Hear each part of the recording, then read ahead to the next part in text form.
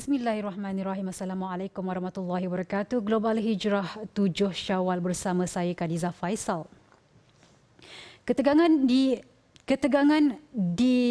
perkarangan Masjid Al-Aqsa tercetus pada bulan Ramadan kembali memuncak pada 4 Syawal lepas. Sensitiviti rakyat Palestin sekali lagi diusir apabila perkarangan masjid ketiga suci umat Islam itu diceroboh pendatang Israel yang menyambut ulang tahun penubuhan negara haram itu. Polis Israel dilihat mengiringi kumpulan Yahudi termasuk pelancong untuk mengakses perkarangan Masjid Al-Aqsa. Manakala umat Islam pula dipaksa memberi laluan bagi membolehkan kumpulan penjajah itu berada di sekitar Al-Aqsa. Seperti biasa, rakyat Palestin tidak sesekali berdiam diri, malah bersuara dan melaungkan slogan sebagai tanda protes terhadap pencerobohan Yahudi. Gentar dengan semangat rakyat Palestin, polis Israel main kasar dengan mereka. Bantahan yang dibuat secara aman bertukar ganas apabila polis Zionis menggunakan kekerasan untuk mengusir rakyat Palestin termasuk kaum wanita.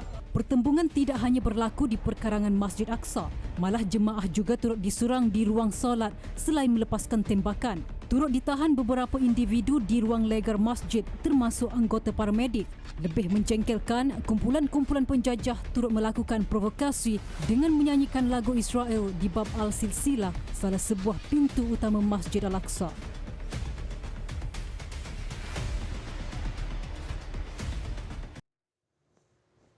Ketegangan turut berlaku di Addis Ababa, Ethiopia pada Syawal pertama. Tidak diketahui punca dan sebab yang jelas, polis negara itu melemparkan gas pemedih mata di luar stadium antarabangsa ketika umat Islam sedang menunaikan solat sunat Aidilfitri di sana. Menurut sumber polis, gas pemedih mata itu dilepaskan tanpa disengajakan. Namun keadaan bertambah tegang apabila orang ramai mula membaling batu ke arah polis sambil melaungkan slogan keadilan untuk Gondar. Ada juga individu yang menjerit, "Jangan bakar masjid kami."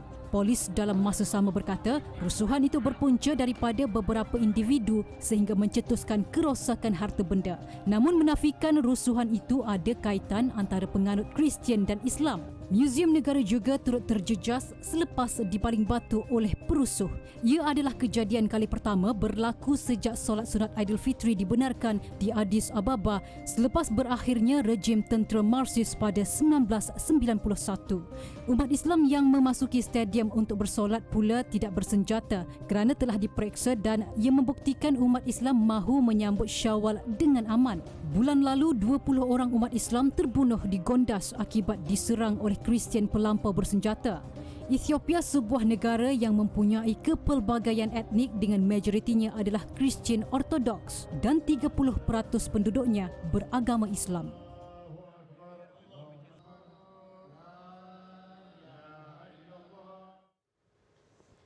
Syawal 1443 Hijrah disambut dengan cara berbeza di seluruh dunia.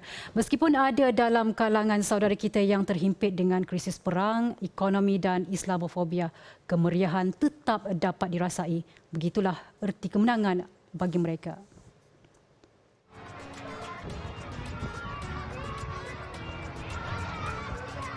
Syawal di Idlib, Syria umpama pesta buat kanak-kanak.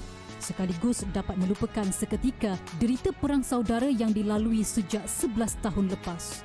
Dengan berlatar belakangkan kemusnahan bangunan, suara riang kanak-kanak sekurang-kurangnya mengembalikan seketika keamanan di kubu terakhir yang masih dikuasai pemberontak. Sementara itu di kamp pelarian di Kampung Kili, kanak-kanak mampu mengukir senyuman dengan kehadiran sukarelawan yang tampil dengan permainan popular Super Mario. Di tengah kemuncak sentimen Islamofobia di India, minoriti Islam di sini berpeluang menunaikan solat sunat Aidilfitri di Masjid Jama di New Delhi yang dihadiri ribuan jemaah. Beberapa negeri dan wilayah di India sebelum ini berdepan pelbagai provokasi agama termasuklah larangan berhijab kepada pelajar kolej di wilayah selatan Karnataka.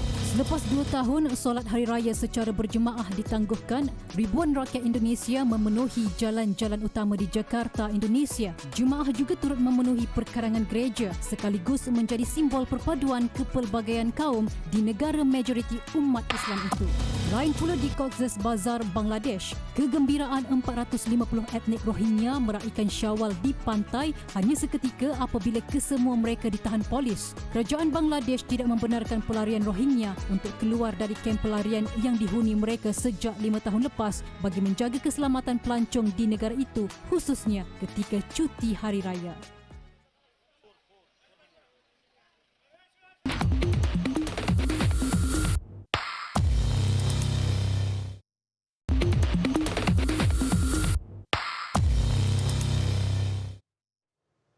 Alhamdulillah bertemu kembali. Dasar penjajah tapi tidak sedar diri.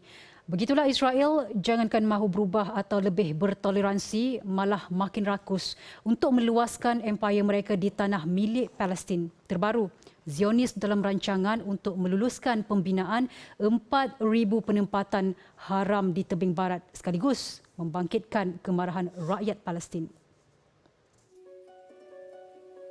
Sejak pendudukan Israel pada tahun 1972, penempatan haram Israel tumbuh bak cendawan lepas hujan.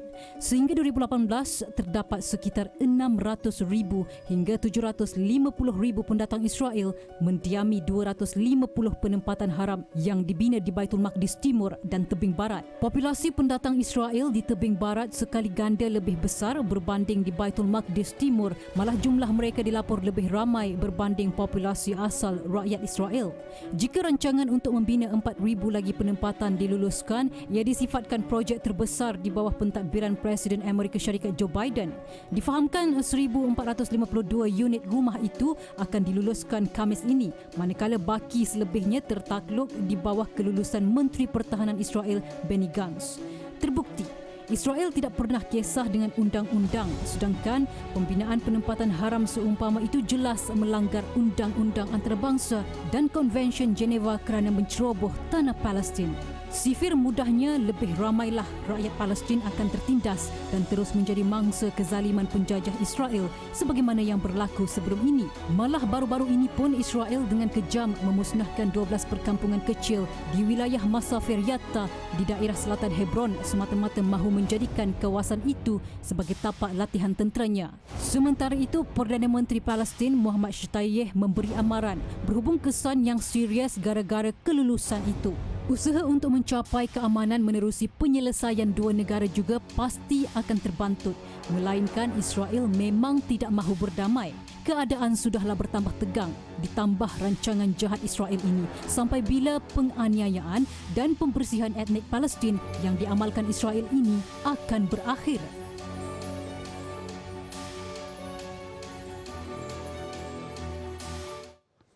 Selain Palestin, rancangan sembrono Zionis itu juga ditentang Amerika Syarikat kerana ia akan memburukkan lagi konflik dan menjejaskan kepercayaan semua pihak. Adakah Israel akan tunduk dengan bantahan AS? Amerika Syarikat juga senada dengan Palestin bahawa pembinaan penempatan haram di tebing barat dan Baitul Maqdis Timur akan merosakkan proses penyelesaian dua negara yang cuba dicapai sejak beberapa tahun lepas. Sebelum ini Israel pernah menghentikan projek pembinaan 3,000 rumah haram yang diluluskan Oktober lalu selepas ia mendapat kecaman kuat daripada Amerika Syarikat. Ia berbeza berbanding pentadbiran Benjamin Netanyahu di mana pembinaan penempatan haram ketika itu dibuat secara drastik dan rakus kerana mendapat sokongan pentadbiran Amerika Syarikat pada ketika itu, iaitu Donald Trump yang bersifat berat sebelah dan pro-Israel. Serangan penjajah Israel terhadap tebing barat yang dihuni 3 juta rakyat Palestin bukan lagi perkara asing. Malah sejak penubuhan Israel pada 1948 juga, negara haram itu telah melaksanakan dasar untuk mengekalkan majoriti negara Yahudi. Untuk kekal berkuasa juga, Israel menjalankan kawalan penuh ke atas tanah dan sumber untuk memberi manfaat kepada Israel Yahudi, termasuklah keistimewaan kepada pendatang. Rakyat Palestin pula selama ini tidak hanya membutakan mata atau memekakkan telinga, namun usaha membantah dan protes tidak memadai, melainkan ada campur tangan dari masyarakat antarabangsa dan negara yang berpengaruh. Namun usaha ke arah itu masih belum kelihatan. Sejak akhir-akhir, ketegangan kian memuncak di mana perkarangan Masjid Aqsa menjadi medan pertempuran baharu dengan Israel. Malah Israel giat memburu rakyat Palestin yang dilabelkan sebagai pengganas di tebing barat sehingga mengorbankan banyak nyawa. Semalam, Israel memusnahkan kediaman Omar Jaradat di Jenin tebing barat kerana dituduh membunuh pendatang Israel pada Disember tahun lepas. Rumah Omar dibom sebagai hukuman ke atasnya dan disifatkan kumpulan hak asasi manusia sebagai tidak adil.